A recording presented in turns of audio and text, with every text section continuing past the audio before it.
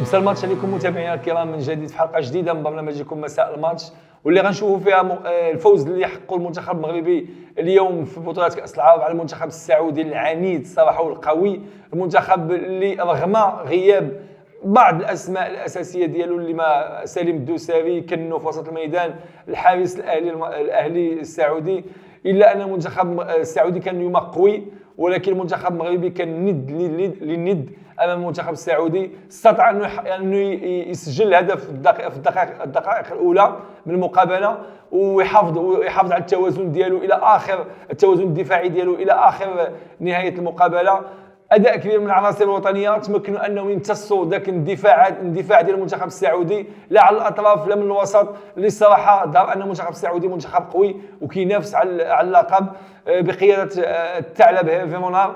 لكن هذا ما كيمنعش ان طارق سكيتيوي عنده الميكانيزمات، وهذا الشيء اللي غادي نرجعوا نقولوا علاش طارق سكيتيوي اختار بعض العناصر اللي ماشي فنيه 100% لكن تكتيكيه 100%. داكشي علاش من هضرنا اول حلقه على التشكيله اللي العناصر اللي اختارهم طارق سكيتيوي، فاختارهم بعنايه لغرض ما. واليوم عرفنا علاش اختار طارق سكيتيوي ديك العناصر، لان القوه الدفاعيه والانسجام ما بين اللاعبين والانسجام ما بين الخطوط كذلك، رغم بعض الهفوات في بعض الاحيان لكن كان واحد الانسجام قوي ما بين الخطوط اللي خلى العناصر الوطنيه قويه. استطاعت تلعب على الترانزيسيون على المرتدات، خطفات مرتدات وسجلت منها هدف وحافظت عليه الى اخر رمق. كان بعض المحاولات الطفيفه لكن اللي كانت كتحتاج الصراحه عناصر ذو الخبره الفنيه، لاعبين اللي مهاريين عندهم مراوغات اللي يقدروا يعطيو اضافه لطارق سكيتيوي. للاسف ما طارق سكيتيوي في هذه البطوله هذه ما كيتوفرش هذوك اللاعبين.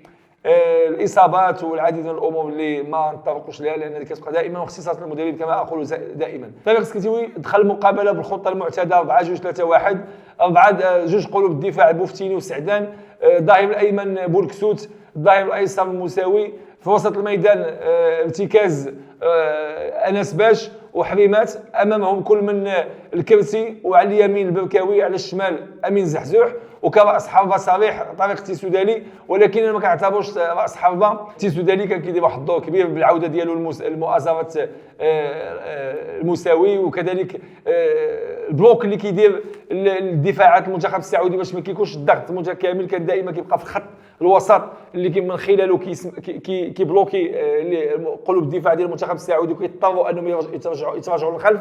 هذه كانت بعض الامور اللي كانت كتعاون المنتخب ديالنا في بناء الهجمه. لكن هذا رغم الدفاعات ديال المنتخب السعودي الا المنتخب الوطني استطاع انه يبني من الخلف بالطريقه ديالو المعتاده، بطريقه اللعب ديالو، يبني الكره من الخلف بالتريث عن طريق الحريمات اللي اليوم كان دائما كنقولها واكررها. حريمات كان كيلعب واحد الدور كبير ما بين ربط ما بين الخطوط الدفاعيه ولا وسط الميدان المتقدم. كان دائما كيقسم الادوار ديالو مع انس باش، لكن دائما الغالبه كتكون الحريمات لان كانت اكثر لاعب لمس الكره في المقابله من العناصر الوطنيه، لاعب اللي كيقدر يشد الكره ويبرد اللعب كما تنقولوا بلغه كره القدم، يبرد اللعب، يحط الكره للارض ويبرد اللعب لاصحابه حتى كيرجعوا للتمركز ديالهم. كيعرف كيفاش يهرس الهجمات الخصم بدون ما تكون خطيره على المرمى، وهذه نقاط مهمه. طارق سكيتيوي كيف عرفنا عليه كان دائما السباق الاحتكار الكره. هذه المره لقينا حنا منتخب سعودي قوي علينا بزاف، احتكر الكره اكثر منا، لكن حنا كان الهدف ديال طارق سكيتيوي هو خرج بنتيجه ايجابيه وتحقيق التاهل، وهذا الشيء اللي تاتى ليه في المقابله في الاخير. لعبنا على الاطراف امين زحزوح. اليوم عجبني امين زحزوح، كان في المستوى رغم بعد دائما غنقول لكم امين زحزوح المشكل ديالو كيحني راسو وكيلعب. هذا المشكل عند امين زحزوح ما كيقراش ما كيهزش راسو يقرا المقابله. لان امين زحزوح لو كان يخدم على هذا الجانب هذا انه يدير ديك لوبسيرفاسيون في التيران افون قبل ما ياخذ الكره، فغيكون واحد القوه ضاربه للمنتخب الوطني. فنيا امين زحزوح لاعب سريع طبعا، ولكن فنيا واحد ضد واحد كنلقاو دائما ماشي ذاك اللاعب القوي. وهذا الشيء اللي لاحظناه في الشوط الثاني، ان طارق سكيتيوي مباشره بعد نهايه الشوط الاول بحصه 1-0، الشوط الثاني بدا كيجيب المقابله بتأني، عمل تغييرات. هي اللحظه اللي بغى يقوي الجهه اليمنى، لان كتلاحظ ان البركاوي وامين زحزوح رغم انهم لاعبين مهاجمين، لكن فنيا ماشي دوك اللاعبين المهاريين اللي يقدروا يدوزوا لاعب جوج لاعبين ويعطوك الاضافه ولا سوبيريوريتي نيميريك اللي غتعطيك يعني الزياده العدديه في الهجوم. اللاعب المهاري دائما كيعاونك بهذه الطريقه، كيقدر يحيد لك لعاب ولا جوج، كتولي عندك دائما في لحظه الهجمه عندك واحد الزياده عدديه في الهجوم. البركاوي اولا زحزوح في هذه الناحيه عندهم نقص الصراحه. هذاك الشيء علاش كتلقى بولكسوت، وغادي نرجع نهضر على بولكسوت ونقول لكم واحد النقطه، ان بولكسوت الى حدود هذه المقابله الثالثه هو احسن مراوغ في الدوره في العناصر الوطنيه، هو احسن لاعب مهاري يقدر يراوغ بمعدل 3 المراوغات في المقابلتين السابقتين، بمعدل مراوغه ونصف في كل مقابله. هنا كيتضح لنا ان عندنا خصاص في المهاجمين على الاطراف المهاريين اللي يقدروا يعطيو الاضافه، اللي بحال اشرف بن شرقي،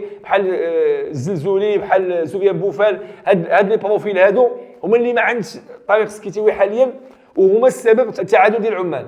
للاسف لو كان عندنا لاعب من هاد الطينه هذه كنا امام عمان كنا نفوزوا ونحققوا التاهل مبكرا، ماشي مشكل، لكن الاهم اننا حققنا التاهل. طريق سكيتيوي مباشره بعد دخول الشوط الثاني قام بالتغييرات، بعد الدقيقه 70 خرج البركاوي ودخل بلاصتو مفيد اللي غياخذ بلاصه بولكسوت، وبولكسوت غيزيد لقدام غيولي كمهاجم ايمن، لكن في نفس الوقت غيدير الادوار الدفاعيه بالتناوب مع مفيد.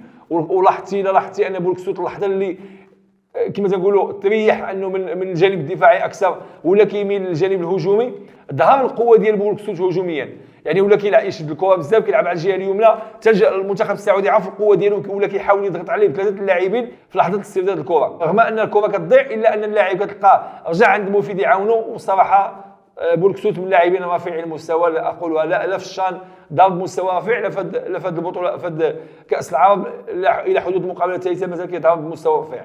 امين زحزوح والتغيير ديالو بمحمود بن تايك، كذلك محمود بن تايك الا لاحظتي هو اللاعب اللي كان كيعول عليه طريق سكيتيوي يبدا به البطوله، لكن الحضور ديالو متاخر وعدم الجاهزيه ديالو في المقابله الاولى اضطر يلعب بالمساوي. المقابله الثانيه كذلك بحكم انه المساوي بدا يشد الريتم مع الفريق فحافظ عليه في دوكا الاحتياط. هذه المقابله دخلوا في الدقيقه 70 ولاحظنا انه رغم اللاعب ديال هذيك 20 دقيقه الاخيره الا انه خد تنقيط ديال 6.9. هذا كيعني ان اللاعب قوي لا بدنيا لا فنيا. الا لاحظتي حتى اللحظه اللي كيمسك الكره كتحس باللي اللاعب فنيا عنده فنيات يقدر يعطي اضافه للمنتخب الوطني.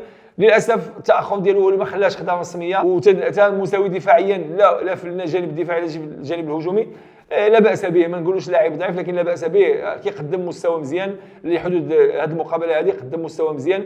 لكن كذلك بن تايك كيبقى ان الدخول ديالو عطى واحد الاضافه قويه للجهه اليسرى، سدينا جميع الاطراف لان المنتخب السعودي ولا كيحاول باي طريقه يلعب كرات طويله المربع العمليات من اجل ضرب الكره بالراس. ما تاتاش له ذلك رغم المحاولات المتكرره لا من الجهه اليمنى لا من الجهه اليسرى. حاول عن طريق التسديد لكن ما قدرش، حاول عن طريق خلق مساحات في البروفوندور يعني داخل البوكس ما استطاعش.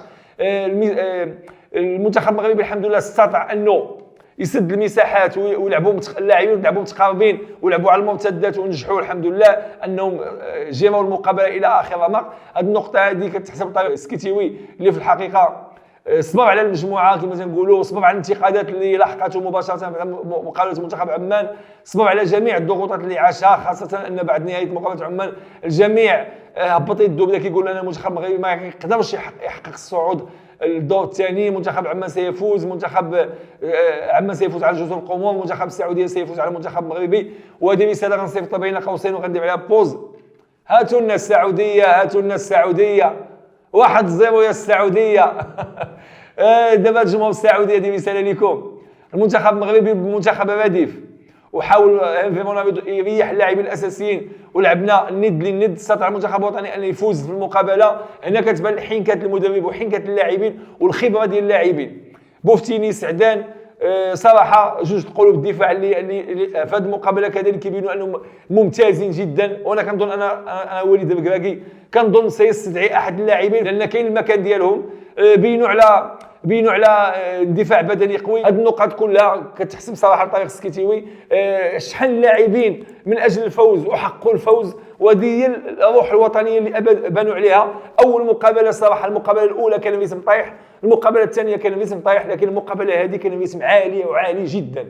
وانا كان عندي تخوف من الدقائق الاخيره ان ينهار المنتخب الوطني بدنيا. لكن صراحه 90 دقيقه لعبوا كره جميله، دافعوا بقوه، والدفاع ليس عيب. الكره فيها الجانب الدفاعي وفيها الجانب التكتل الدفاعي وفيها لي ترانزيسيون وفيها البلوك با وبلوك ميديوم وبلوك هو. هادشي كله كيدخل في تكتيكات الكره وميكانيزمات الكره والطرق باش كيربحوا المقابلات. هذه طريق سكيتيوي عرفها من اين تؤكل الكتف، خدا البادره وسجل الهدف وسالت المقابله.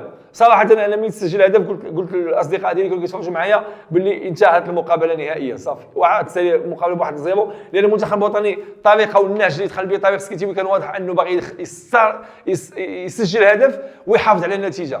داكشي اللي شفناه في الدقيقه 76 ملي دخل الوادني لتعزيز دفاعات المنتخب الوطني. الحمد لله طريق سكيتيوي عارف يجيب المقابله ديالو، عارف يدير الضغط ديالو ويحافظ على النتيجه. وكيف لاحظتوا جميعا طريقه التحركات ديال طريق التيسودالي على الجهه اليمنى والجهه اليسرى كانت دائما كيبحث على ذاك اللاعب اللي غادي يكون قريب له باش يمرر له التمريره.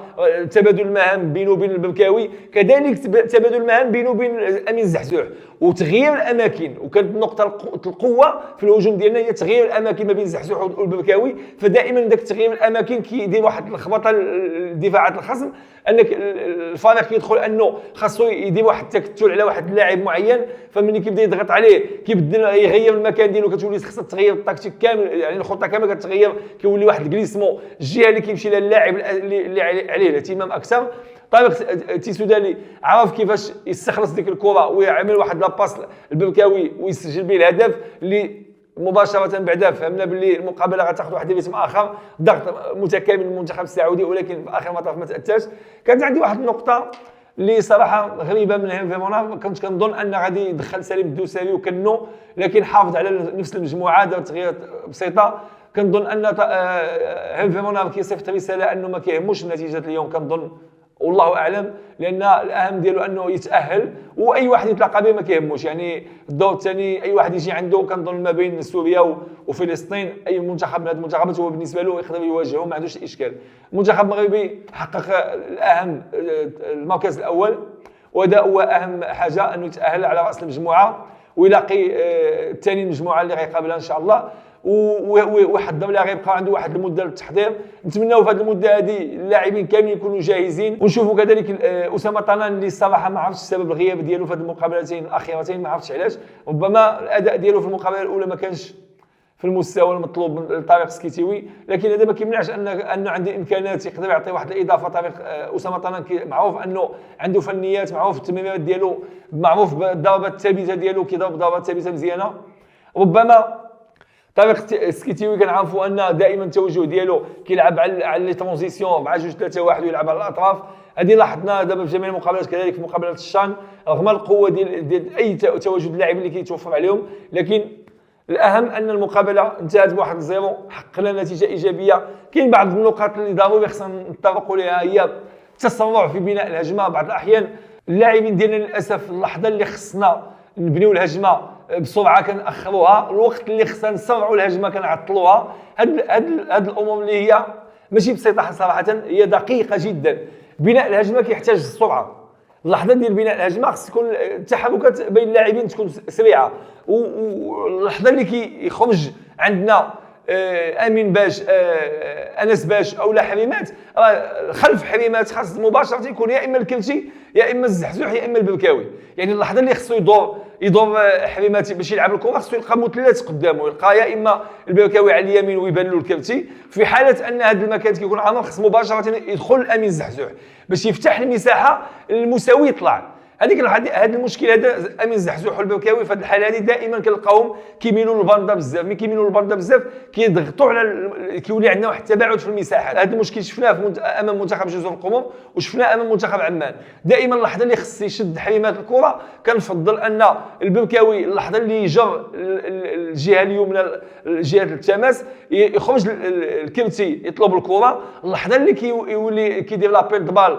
الكرتي كيولي يجيو عنده جوج لعابه كيديروا لها بلوك. هذيك اللحظه خص امين زحزوح يخرج من الزاويه من الجهه اليسرى ويتقدم عند الحريمات ويفتح المساحه المساوي، لان هذيك اللحظه كيقدر يدير حريمات واحد الباس طويل في ظهر المدافعين ويقدر يتسلمها مباشره المساوي ويبقى راسو راس الباب. هاد الحوايج هادو للاسف غابوا عندنا في مباراه عمان، اللي كنت كنتمنى نشوفهم في هذه المقابله كذلك ما شفناهمش. شفنا كان دفاعات بدنيه، دفاع 100% كما كنقولوا، لكن في لي ترانزيسيون كنا تقال في بناء الهجمه، تقال في المرتدات، تقال في التمرير السريع ما بين اللاعبين، او اللحظه اللي كيشد شي لاعب معنا الكره يا اما كيلقى اللاعب ديال الزميل ديالو قريب له لاصق عليه يا اما بعيد عليه. ما كاينش واحد التوازن ما بين المساحه، يعني تكون واحد المساحه ما بين استلام الكره، لحظه استلام الكره ولحظه التمرير تكون واحد المساحه ما بين اللاعبين.